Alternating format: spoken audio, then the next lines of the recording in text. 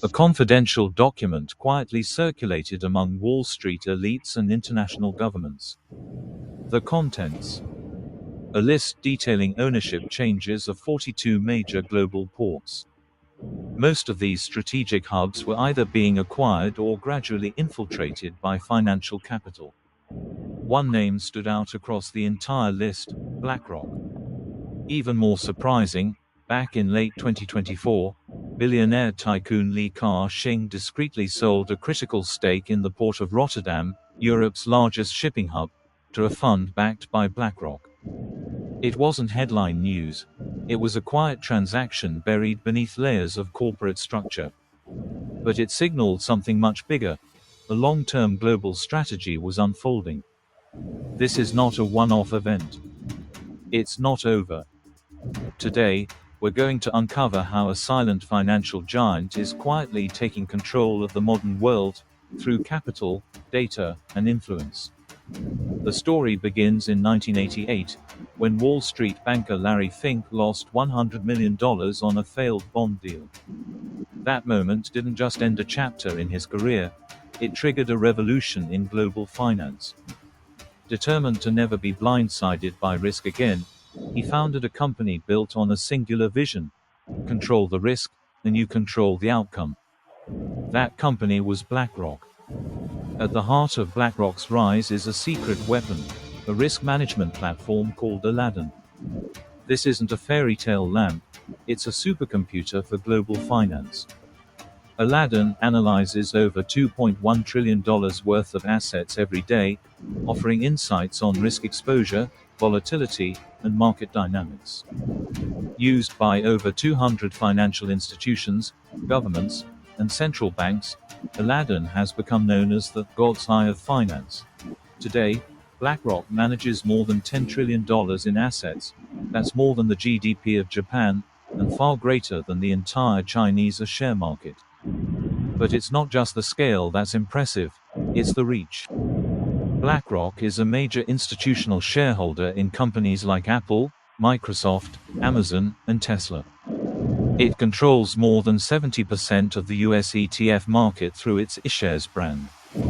It manages pensions for several European governments, and during the COVID-19 pandemic, the US Treasury entrusted BlackRock with managing hundreds of billions in corporate relief funds. In China, it became the first foreign company fully licensed to run a public mutual fund. Its influence stretches even further. BlackRock has offices in dozens of countries, frequently speaks at United Nations climate summits, and maintains strong personnel ties with governments, including dozens of former employees now serving in US policymaking roles. But this level of reach, for many, is just the surface. The deeper you look, the more deliberate the strategy becomes.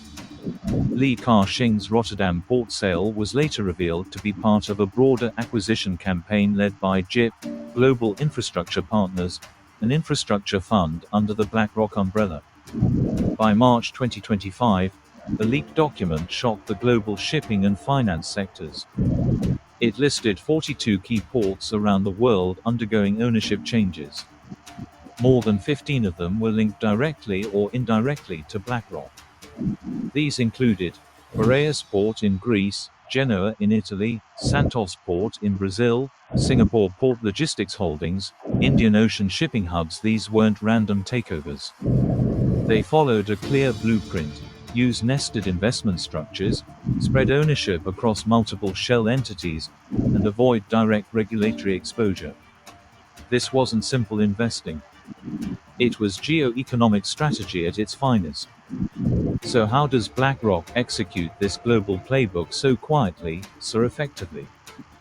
First, through fund nesting and layered ownership. BlackRock often doesn't appear as the direct buyer. Instead, it uses private equity vehicles, infrastructure funds, and shell firms to achieve functional control while remaining legally distant. Second, it holds a dual identity. In many countries, BlackRock is a government consultant, helping draft national energy or ESG policies. At the same time, it invests in the very sectors those policies affect. It's like writing the rulebook for a game you're already playing. Third, it dominates financial data through Aladdin. By monitoring over 100,000 transactions daily, it gains market foresight and informational edge, what some analysts describe as a quantum advantage. Finally, its power is decentralized. BlackRock doesn't operate like a traditional corporate empire with a central command. Its influence is distributed and hard to track, making it extremely difficult to audit or hold accountable. Naturally, this level of power brings scrutiny.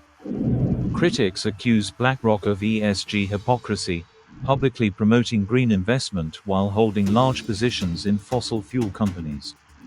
Others question its deep ties to governments, especially as national pensions and social funds become dependent on its services.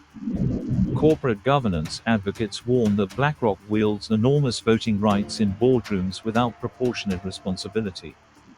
Perhaps most alarming, it's often both regulator and player. As one financial analyst put it, BlackRock can shape the rules and profit from them. Some have gone as far as calling BlackRock the greatest peacetime threat to national sovereignty.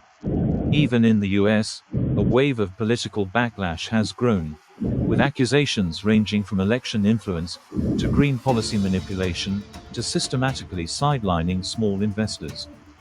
Yet despite the criticism, BlackRock continues to expand, fast, quietly, and legally. From Li Ka-shing's port divestment, to the port of Rotterdam, to 42 ports forming a global logistics network, BlackRock is not a conqueror in times of war. It is an occupier in times of peace, operating not through armies, but through assets. This is not conspiracy. This is capital conquest in plain sight, legal, quiet, and widely accepted. So, what do you think? Is this brilliant investment strategy, or financial colonization? Leave a comment. This is BlackRock, the most powerful invisible player in the world.